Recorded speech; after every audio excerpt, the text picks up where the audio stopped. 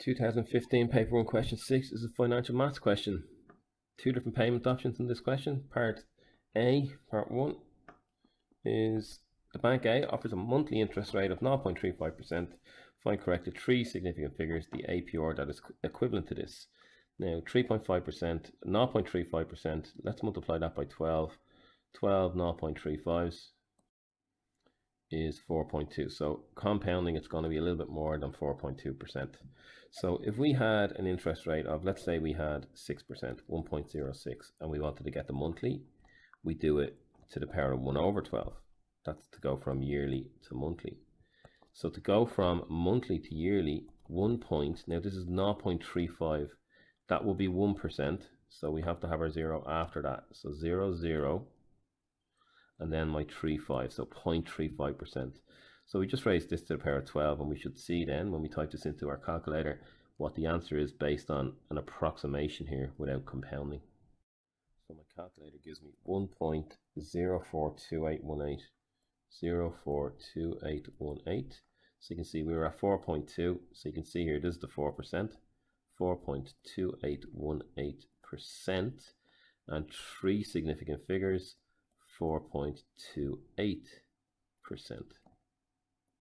You could also use the formulas that apply to this type of question, but I think it's easier to do it this way. Just learn how to do monthly, yearly to monthly, monthly to yearly, and this question becomes really straightforward. Part B of this question is going in the opposite direction. We're given the APR from Bank B. It's clearly higher than Bank A, and we're asked for the monthly equivalent. So the monthly equivalent will be a little bit higher than 0.35%. So 1.04 will be 4%, 1.045 to the power of 1 over 12. On a calculator will give me 1.00366748.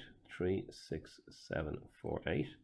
So you can see it's going to be 0.36748%, and three significant figures. We don't need these two. The 4 was a 5, we'd go up to 368, but 0.367%. In part B of this question, we're told that Donna borrows 80,000 at a monthly interest rate of 0.35% from Bank A, equal monthly repayments over 10 years. So just write down your N. 10 by 12 is 120, or your T. Calculate the monthly repayment. Okay, we'll do it both ways. We'll do it with the amortization formula, and we'll do it with a geometric series. So the formula, the amount that you're going to pay back, A, is the principal borrowed times I times 1 plus I to the power of T over 1 plus I to the power of T minus 1. If you've practiced these financial maths questions, you had to derive this formula, and it was from the geometric series. So they're both a derivative of each other. So it's good maths to be able to do both. So we just fill our information in here. It's really that simple, and use our calculator, and always check it twice on a calculator because it's easy to go wrong. So 80,000, the monthly interest rate, 0.0035 by 1 plus the interest rate, 1.0035 to the power of T, my 120, all divided by 1.001 plus I to the power of T, 35 to the power of 120 minus 1. So get the top line on its own and get the bottom line on its own. So always double check in your calculator. The top line is giving me 425.84. The bottom line is giving me 0.52084, 0.52084, and these are going to give me 817.60. And to the nearest euro, it was this question, so that would give me 818 a month. The bank aren't going to round down, they'll always round up. So let's look at the geometric series part of this question. So our sum of M payments is going to equal the loan amount, 80,000. Sn is equal to A times 1 minus R to the power of N over 1 minus R. So we just need our A and our R. The first amount, we don't know what A is, so it's going to be A divided by 1.0035 plus the second payment. Now these are in reverse, 0035 to the power of 2 So my A is this guy, and my ratio, we have to multiply each term by 1 over 1.0035. So if we type this in, or put this into the equation, we've got A, so A over 1.0035 times 1 minus r to the power of n. So this is going to be 1 to the power of, n is 120. They're both 1 to the power of 120 is just 1. So it's always the bottom number that takes the power here.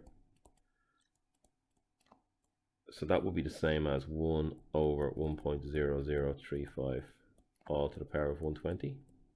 So just simplifying it down. And then on the bottom, 1 minus 1 over 1.0035.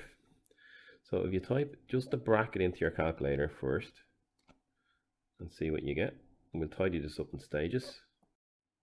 You get 0.3424711. So it's important to take all the numbers here because it could make a difference to the rounding off the end, particularly if it's near 50 cent. So 0.0035 times, now we're going to be dividing whatever's inside the bracket by this number here to simplify the top. So we're going to get 0.342471198. I'm going to take all the numbers on the calculator for now. Divided by, and type the bottom in. The bottom's going to give me 0.0034877792. 3487792. I could probably drop the last two numbers. It's not going to make a difference. So divide this number here, because if you imagine the top line is A times 0.342711 over the 1.0035. It doesn't matter whether it's under the A or under the number. So do that on top and then divide your answer by the bottom. I get 97.85. So that'll be 97.85 times A equals the sum of the payments, 80,000.